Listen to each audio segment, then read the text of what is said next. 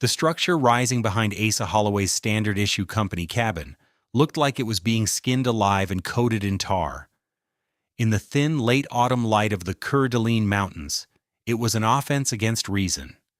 Every other settler in the Silver Boom camp of 1891 was chinking their log walls tighter with moss and daub, preparing for the inevitable hammer of an Idaho winter. Asa was doing the opposite. He was slathering his cabin, inside and out, with a 4-inch thick layer of something black, gritty, and vaguely sinister. It was a mixture of crushed charcoal from the stamp mill's waste pile, gray river clay, and the stringy inner bast of cedar bark. He worked with a slow, rhythmic patience. A heavy tamp in his hands, he'd scoop a load of the dark mortar onto a hawk, press it against the logs, and pack it firm. The motion was punctuated by the sound of his own body, a heavy thump as he planted his good left foot, a soft drag as his right foot, the one with the nerve damage from a collapsed gallery years ago, slid into place, and then the wet, percussive tamp, tamp, tamp of the tool. Thump, drag, tamp, thump, drag, tamp. It was the only sound in the clearing, a slow heartbeat against the rising whisper of the wind in the pines. The men who walked the track up from the mine workings would stop and watch.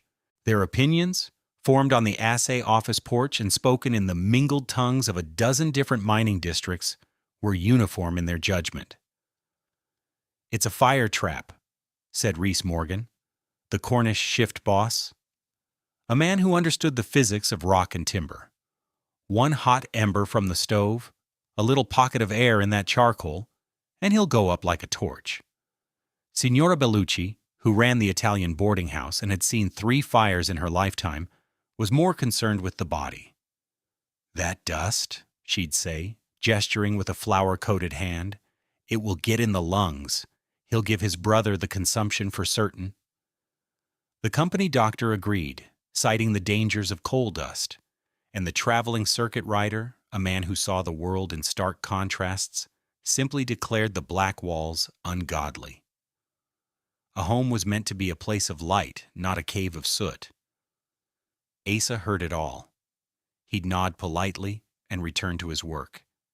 He never argued. He just kept mixing his mud and packing his walls, thump, drag, tamp, covering the cheerful yellow of the peeled logs with 4 inches of black, insulating defiance. No one understood that he wasn't building a wall against the cold. He was building a battery for heat, a repository of warmth for a man who could no longer see it. The question that hung in the sharp mountain air, unspoken but felt by all, was simple. Had Asa Holloway's time in the war finally unsettled his mind? Or had he stumbled upon a secret that would make a fool of them all? The story of how a man can see what others cannot is rarely simple. It often involves a journey through hardship, a willingness to listen to forgotten wisdom, and a deep, unshakable purpose. If you stay with me, I promise you will understand the profound physics of porous thermal mass, a principle that can turn a wall from a sieve that leaks heat into a sponge that holds it. We explore these forgotten technologies because they teach us not just how to build, but how to think. If you find value in that exploration, consider subscribing to this channel and sharing your own thoughts in the comments below. What's the strangest building material you've ever seen work? Asa Holloway was not a carpenter, nor was he a frontiersman by training. Before the war, he was a farm boy from the flat, fertile lands along the Wabash River in Indiana. His hands knew the heft of a seed sack and the smooth handle of a plow, not the bite of an adze or the precise geometry of a timber frame. What changed him, what remade his understanding of the earth itself, was his time as a Union Army sapper in Virginia from 1863 to 1865. A sapper's trade is the earth. He digs, he tunnels, he builds fortifications. His enemy is not just the opposing army, but the cold, the wet, and the sheer physical instability of the ground beneath his feet. In the long, miserable winters of the Siege of Petersburg, Asa learned a peculiar kind of battlefield alchemy, The engineers had discovered that revetments, the earthen walls of trenches and batteries, could be made to hold a surprising amount of warmth. The standard practice was to tamp earth, but a few forward-thinking officers experimented with mixing crushed charcoal from the cook fires and forges with clay. The resulting composite wall, tamped hard, did something miraculous. On a bitter January night, a soldier could lean against the interior face of a charcoal clay revetment and feel a distinct, if faint, lack of chill. The ground wasn't warm, precisely, but it wasn't stealing his body heat with the same vicious efficiency as plain, damp earth.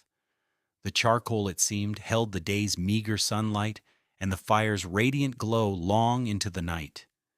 It was a soldier's trick, a small comfort in a world of misery, and Asa filed it away.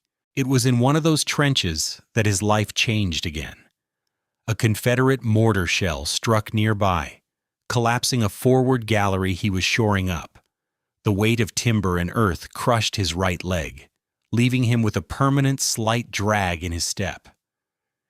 It was this injury that gave his work its distinctive rhythm, a physical memory of the war that he unconsciously timed his hammer strokes to. He was a man marked by the earth, who understood its properties in a way a surface dweller never could. After the war, he drifted west, working railroads and then mines, his knowledge of geology and timbering finding a new, more profitable application. He followed the silver rush to the Coeur d'Alene district, a jagged spine of mountains in the Idaho territory. He sent for his sister and her husband, Henri, a cheerful Quebecois millwright. For a year, life was good. Then, last spring, a blasting cap misfired at the stamp mill. A flash of intense, white-hot powder left Henri completely and permanently blind. His sister, overwhelmed, returned east with their young children, but Asa would not let Henri go with her. "He knows this place," Asa had said, a quiet finality in his voice. "He stays with me." So Asa took him in, and the focus of his life narrowed to a single, sharp point, caring for a man plunged into a world of total darkness, a world defined only by sound, touch, and temperature. That first winter in the company cabin was a lesson in thermal failure, and it was during that brutal season that Asa's past as a sapper connected with a piece of much older knowledge. He had become friendly with Silas Kamiakin, a Shitsuumsh elder who sometimes came down from the high country to the Cataldo mission flats. Silas was a quiet, watchful man who saw more with his eyes than most men saw with a surveyor's transit. One afternoon, watching Asa split yet another round of lodgepole pine for the insatiable stove, Silas made a simple observation. He pointed with his chin at the cabin. "Breathes out all its warmth," he said. Asa, frustrated and tired, asked him how his people survived the deep cold in their mat lodges. For an answer, Silas took a stick and drew in the ash near the woodpile. He sketched the conical shape of a lodge, then drew a thick, heavy bank around its base. He explained that in the old days, they would bank the lodges with a mix of earth and the charcoal dust from long dead fires. The charcoal-earth mixture didn't just block the wind, it drank the heat from the central fire pit and held it. "The embers die," Silas said, tapping the drawing of the banked wall, "but the earth remembers the fire until morning." In that moment, two worlds clicked into place in Asa's mind. The charcoal clay revetments of a Virginia trench and the banked winter lodges of the Shitsuumsh people. It was the same principle, applied across a continent and 1,000 years of experience. The army had used it to keep soldiers from freezing. Silas's people had used it to keep families alive. Asa now had a new purpose for it, to build a cabin that could hold warmth for a man who could only feel it. The conventional log cabin of the American frontier was a brilliant solution to a specific problem: how to build a sturdy, weatherproof shelter quickly, using only the materials at hand. It was a marvel of folk engineering, but it had a fundamental, inescapable flaw. It was a thermal catastrophe. The problem wasn't a single failure, but a conspiracy of them, a perfect system for wasting heat. That first winter, Asa and Henri learned this lesson in their bones. The company cabin was well built by local standards: 12-inch peeled lodgepole pine, saddle-notched corners, a tight-planked roof. Yet it bled warmth, like a sieve bleeds water. By November, the stove, a small cast-iron box stove, had to be fed almost constantly. The iron would glow a dull cherry red, radiating a fierce heat that was brutally effective within a 6-foot radius. Anyone sitting outside that circle might as well have been outdoors. Henri, whose senses were now acutely tuned to the environment, became a living thermometer. He would spend his days huddled on a stool next to the stove, his hands outstretched. "Asa," he'd say, his voice quiet, "the far wall is breathing cold again." Asa would look over and see a fine, crystalline web of frost painting the inside of the logs 60 feet from the fire. The ink bottle on the small shelf where Asa wrote letters froze solid. Water in the bucket by the door developed a thick crust of ice overnight. They slept in their coats, under every blanket they owned. The cabin consumed firewood at a terrifying rate. A standard cord of wood, a tightly stacked pile 8 feet long, 4 feet high, and 4 feet wide, was supposed to last a frugal family a month or more. Theirs vanished in 8 days. The constant work of felling, bucking, splitting, and hauling wood left Asa exhausted, his evenings spent not in rest, but in preparation for the next day's battle against the cold. The physics of the failure were relentless. First, there was conduction. A solid log, for all its bulk, is a poor insulator. Heat from the stove warmed the indoor air, which warmed the inner surface of the logs. That thermal energy then traveled directly through the solid wood to the outside, where the frigid mountain air whisked it away. The R value, a measure of thermal resistance, of a solid pine log is only about 1.25 per inch. A 12-inch log wall, therefore, had an R value of roughly R15, but this was deceptive. The chinking between the logs was often less effective, creating cold stripes up the walls. Second, there was the problem of thermal mass. A log cabin has a great deal of mass, but it's the wrong kind. The dense wood could absorb a lot of heat, but because it was also a decent conductor, it lost that heat to the outside almost as fast as it absorbed it from the inside. The walls never truly charged with warmth. As soon as the fire died down, the stored heat in the logs would rush outwards, and the interior temperature would plummet. Finally, there was air infiltration. Though Asa had chinked the cabin as well as any man, the seasonal expansion and contraction of the logs created 1,000 tiny, invisible gaps. Cold, dense mountain air would push its way in, while warm, buoyant interior air would escape through the roof and upper walls. You could feel it as a constant, subtle draft, a cold current that slithered across the floor and chilled the room from the bottom up. The neighbors faced the same struggle. The entire camp was a collection of superheated stoves surrounded by zones of Arctic cold. Families burned through 12 or 15 cords of wood in a single winter. It was the accepted reality of the place, a hardship to be endured. But Asa, watching his blind brother-in-law shiver in the supposed comfort of his own home, refused to accept it. He knew there had to be a way to make the walls work for them, not against them. He needed a wall that didn't just block the cold, but held the heat. He needed the wall he had learned to build twice, once in a war and once in a conversation over a drawing in the ash. The work began in September as the aspens on the high ridges were turning a brilliant, fiery yellow. The first task was gathering the materials, an act of scavenging and labor. The charcoal was the easiest. The stamp mill, which crushed the silver ore, used a steam engine fired by wood. The resulting charcoal waste was dumped in a massive, ever-growing pile. It was considered useless, a nuisance. Asa got permission to take all he wanted. He spent days hauling it by wheelbarrow, sack by dusty sack, to his cabin site. He then crushed it further with a heavy wooden mallet, breaking it down into a coarse, gravel-like consistency. Nothing larger than a thumbnail. The clay came from the riverbank, a seam of fine gray plastic clay hidden 2 feet below the topsoil. This was back-breaking work.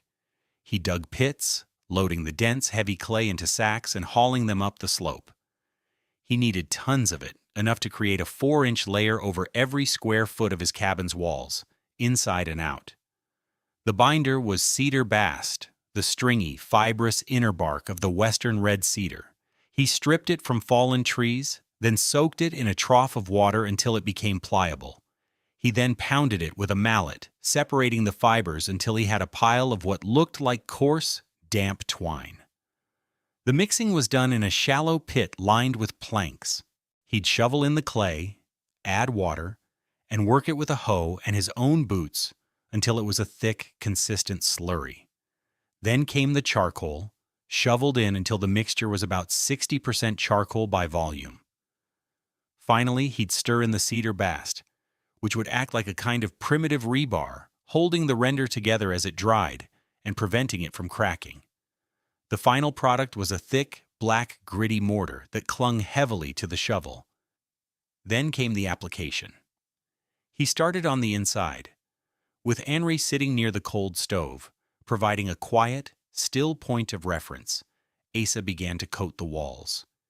He'd press the mixture into the gaps between the logs first, creating a smooth, monolithic surface. Then he began to build up the thickness, layer by layer, letting each one firm up slightly before adding the next.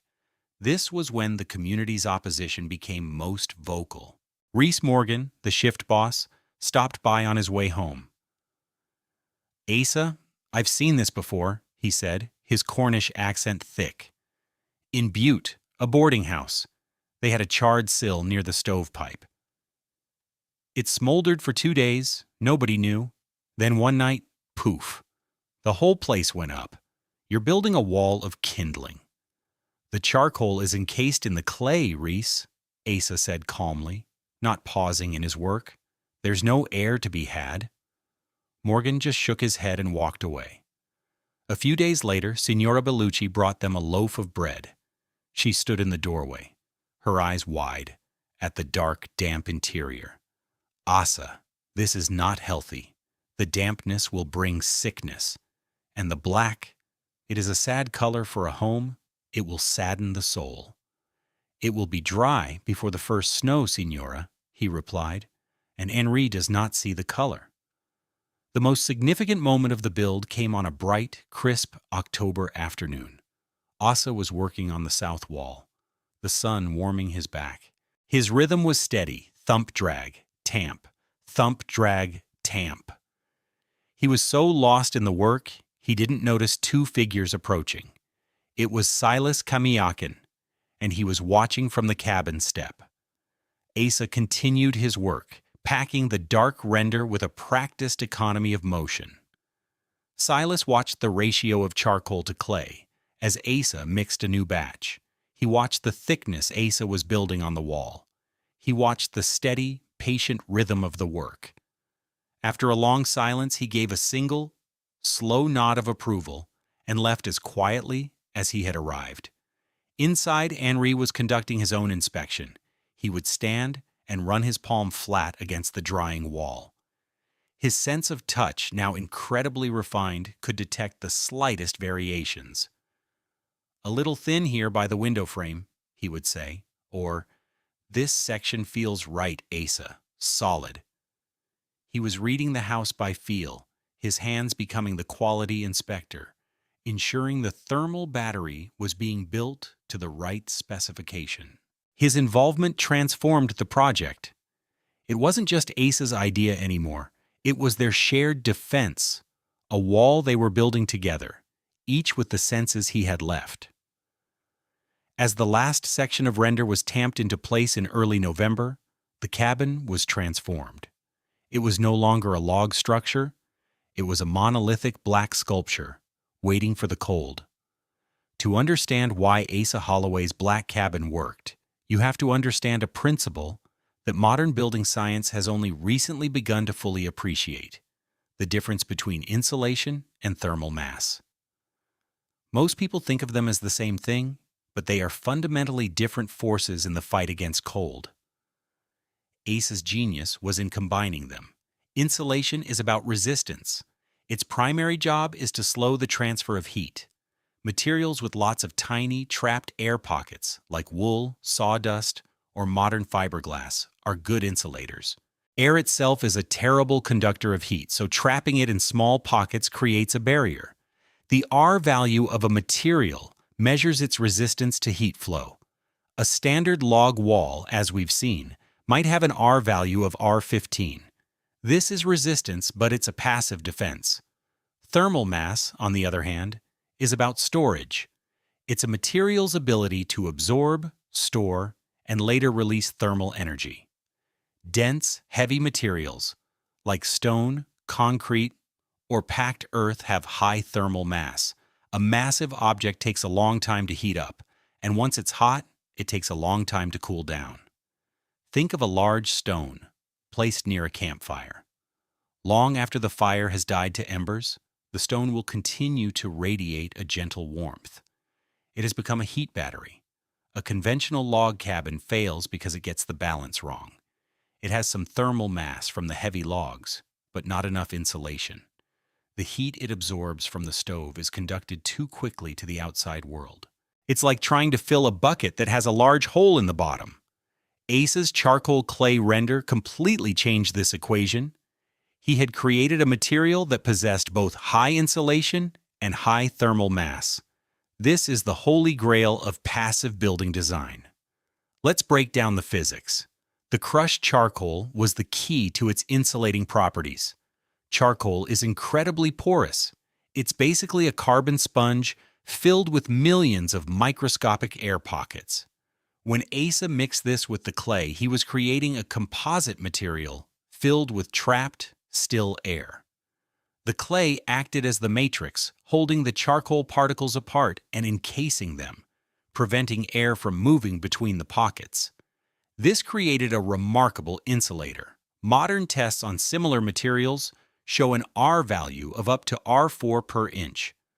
With a 4-inch layer inside and another 4 inches outside, Asa had added a staggering R32 of insulation to his R15 walls, bringing the total to an unheard-of R47. But it was more than just insulation. The total weight of the render he applied to the cabin was nearly 12 tons. That is an enormous amount of thermal mass. This mass, protected by its own insulating properties, became a massive, slow-reacting heat sponge. Here's how it worked over a 24-hour cycle. During the day and evening, Asa would run the stove. The heat radiated from the stove wouldn't just heat the air in the cabin. It would slowly, steadily soak into the 4-inch layer of charcoal clay on the interior walls. It took hours for the thermal energy to penetrate deep into the dense black render. Asa was literally charging the walls with British thermal units, or BTUs. Then, at night, when he banked the stove and the fire died down, the magic happened. In a normal cabin, the temperature would immediately begin to crash as heat escaped through the walls. But in Asa's cabin, the flow of energy reversed. As the air temperature in the room began to drop, the supercharged interior walls, now warmer than the air, began to release their stored heat back into the living space. They radiated a gentle, even warmth all night long. The cabin was no longer heated by the stove alone. It was heated by its own walls. The physics term for this is thermal lag. Asa's walls had a calculated lag time of 7 to 9 hours. This meant it took that long for a temperature change on one side of the render to be felt on the other. The intense cold of a sub-zero night simply couldn't penetrate the wall before the sun rose, and the stove was lit again, beginning the charging cycle anew. He had built a thermal flywheel, smoothing out the wild temperature swings between a roaring fire and a dead stove. He had defeated the winter not by fighting it with more fire, but by absorbing its energy and releasing it on his own terms. The winter of 1891 arrived not with a blizzard, but with a silent, suffocating cold. A mass of Arctic air, dense and heavy, settled over the Bitterroot Mountains. It met a stream of moist Pacific air, and the result was a week of heavy, freezing rime fog. The temperature dropped to 22 below zero and stayed there day after day, sometimes dipping to 30 below at night. There was no wind, just a profound, penetrating chill that seemed to leach the life out of everything.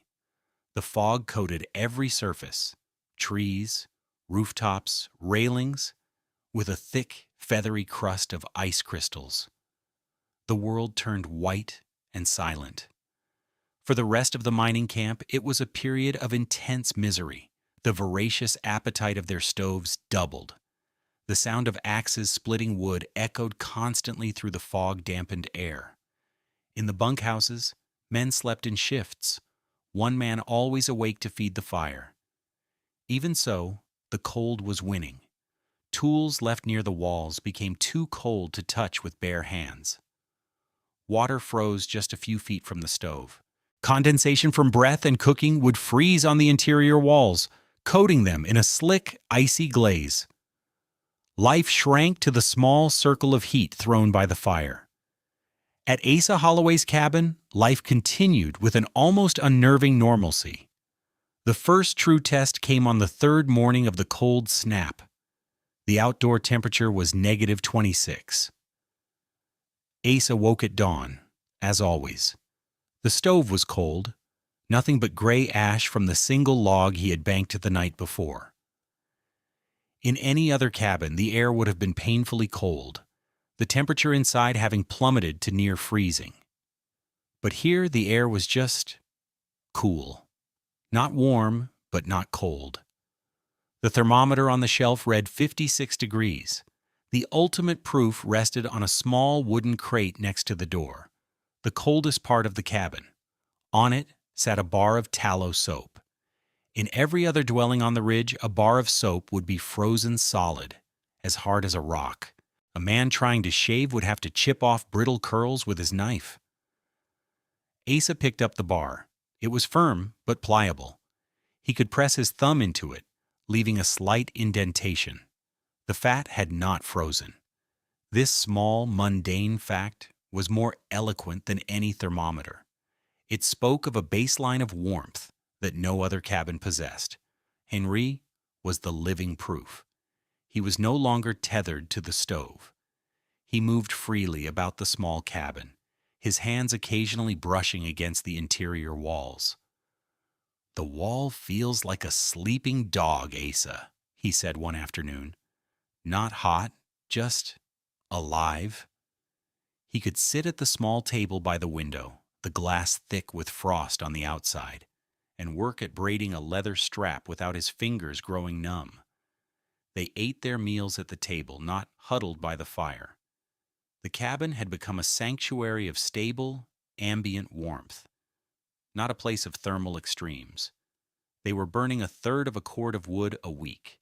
The single pile he had stacked in October, which his neighbors predicted would be gone by Christmas, looked barely touched. He was saving hours of labor every day, labor he could now devote to other tasks. The black cabin, the object of so much ridicule and concern, was performing exactly as he and Silas had known it would. It was a quiet, functioning miracle in the heart of a frozen world. Vindication did not arrive with a knock on the door or a sudden public admission of error. It came quietly in small, disconnected observations that slowly accumulated into an undeniable truth. The community's skepticism didn't shatter. It simply dissolved in the face of impossible facts. The first witness was a Finn miner named Asa, a quiet man known for his skill with double jacking. He came by one morning during the worst of the cold, ostensibly to borrow some coffee, until the company store opened. Asa invited him in. Asa stepped across the threshold and stopped. his face a mask of confusion. He had just come from his bunkhouse, a place where the air was a sharp mixture of scorching heat near the stove and biting cold everywhere else. Here the air was uniformly, impossibly pleasant. Asa offered him a seat while he got the coffee. Henri, hearing the visitor, got up from his chair to fetch another cup from the shelf. Ano watched, transfixed, as the blind man navigated the cabin. Henri didn't shuffle or feel his way along. He walked with a quiet confidence. His left hand trailed lightly along the wall, then stopped. He reached up, his hand finding the edge of the shelf unerringly. He slid his fingers along it for a moment, then picked up a tin cup. He had located it by the subtle warmth line radiating from the wall where the shelf was mounted. The walls, charged with heat, had become a tactile map. Ano saw this. He took his coffee, said nothing about what he had witnessed, and left. But the image of a blind man reading the architecture of his home by temperature alone was seared into his mind. 2 days later, one of the Italian masons came by to ask Asa's help with a damaged winch. He too stepped inside and felt the same disorienting lack of suffering. He saw Henri sitting at the table calmly sorting beans for their supper, his hands nimble and relaxed. In the Italian's own dwelling, such a task was impossible away from the stove. A man's fingers would be too stiff with cold in minutes. He too left without comment, but with a deep, furrowed brow of recalculation. The stories began to trickle back to the Asa porch, the camp's informal clearinghouse for news and opinion. They were not grand pronouncements, but quiet, factual reports. The blind man moves around in there like he can see. There's no frost on his walls. Holloway's woodpile hasn't shrunk in a week. Reese Morgan, the Cornish boss, who had been so certain it was a fire trap, heard these reports and walked up to the cabin himself. He made up an excuse about checking the roofline for snow load. Asa let him in. Morgan's eyes darted around the room, taking in the impossible details. The pliable bar of soap, the absence of huddling, the sheer, peaceful normalcy of the space. He looked at the black walls, expecting to see cracks or signs of soot. He saw only a solid, dark, stable surface. He looked at Henri, who was humming a tune as he mended a harness. Morgan's certainty was a hard, crystalline thing, formed over a lifetime of experience in mines and camps. But what he was seeing was a physical observation that could not exist if his certainty was correct. He had expected a fire trap, or at the very least a miserable, damp cave. He found a sanctuary. He stayed for 5 minutes, spoke about the snow, and left. He never mentioned the black walls again. And because he was the shift boss, the man whose opinion on practical matters carried the most weight, his silence echoed louder than his previous warnings. The talk on the Asa porch simply ceased. There was no apology, no ceremony. The black cabin was no longer Holloway's folly, it just was. The narrator might have said it best. The black walls had become a blind man's map. The ultimate proof was not in the warmth you could feel, but in the life you could live inside it. The silent vindication during the deep cold of winter blossomed into quiet imitation with the spring thaw. The first to adopt the method were, unsurprisingly, the Finns and the Quebecois. They were men from cold climates, with a deep cultural memory of thermal efficiency and a healthy skepticism for the conventional wisdom of others. They had seen the proof with their own eyes. Ano, the miner who had witnessed Henri navigate by the warm walls, was the first. In April, as the snow began to recede, he approached Asa, not with questions about theory, but with a request for ratios. "The clay," he asked. "How much water? How much charcoal?" Asa, sitting on his porch mending a tool handle, explained the process simply and without any sense of holding a secret. He told Ano where to find the best clay seam and how to judge the mix by its feel.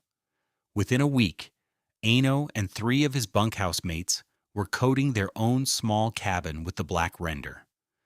They were followed by 2 Quebecois families who lived on the far side of the camp. They had seen the plume of smoke from Asa's chimney, a thin, lazy wisp compared to the thick, churning columns rising from every other roof, and understood what it meant in the universal language of fuel consumption. By the end of May, 4 other cabins in the settlement were sporting the same dark, monolithic shell. There were no articles written, no lectures given. The knowledge spread the way all practical frontier knowledge did, through observation, imitation, and quiet, direct conversation. The most significant moment of adoption came in June. Mr. Egan, the housing inspector for the mining company, arrived at Asa's cabin. He was a man of checklists and regulations, an agent of an Eastern company that valued standardization above all else. He walked around the cabin, rapping his knuckles on the hard, dry render. He entered and felt the air, cool and pleasant in the summer heat. The massive walls now acting as a heat sink, pulling warmth out of the interior. He saw the still large woodpile, a testament to the winter's efficiency. He didn't waste time with pleasantries. "Holloway," he said, pulling out a notebook. "The company is planning to build a new bunkhouse and 3 family dwellings this summer. Give me the ratio for that mud of yours." It was not a request. It was a recognition of a new standard. Asa Holloway, the quiet eccentric, had become the author of the company's new best practice. His method, born of military necessity, refined by indigenous wisdom, and perfected for the love of his brother, was now becoming the official solution. The principles behind Asa Holloway's charcoal clay render are not a historical curiosity. They are foundational to modern high-performance building. His technique of combining insulation and thermal mass in a single monolithic wall is the direct ancestor of systems like insulated concrete forms, or ICFs, where foam insulation creates a mold for a solid concrete core. The goal is the same: to create a structure with a high R value and a massive heat-storing core. Today we call it a thermal battery, but the concept Silas Kamiakin drew in the ash is identical.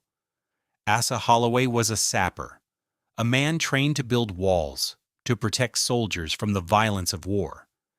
In the quiet mountains of Idaho, he used that skill, deepened by the wisdom of a man whose people had understood the earth for much longer, for a different purpose. He built a wall not to keep an enemy out, but to hold a family in. For his brother Henri, who could no longer see the world, Asa built a home that could be felt. The walls weren't just a structure, they were a sensory organ, a map of warmth and safety in a world of darkness. It reminds us that the most profound innovations are often born not from a desire for mere efficiency, but from an act of care. Thank you for joining us on this journey into the past. If you found this story of ingenuity and compassion valuable, please consider liking this video and subscribing to the channel for more stories of forgotten wisdom. We invite you to share your thoughts in the comments below. This video presents historically inspired reconstructions for educational and storytelling purposes. The characters, names, and specific events depicted are fictional, while the building techniques and scientific principles are based on real historical practices. Any application of these methods in a modern context should be done in accordance with current building codes, safety guidelines, and regulations. This content does not constitute professional, technical, or legal advice.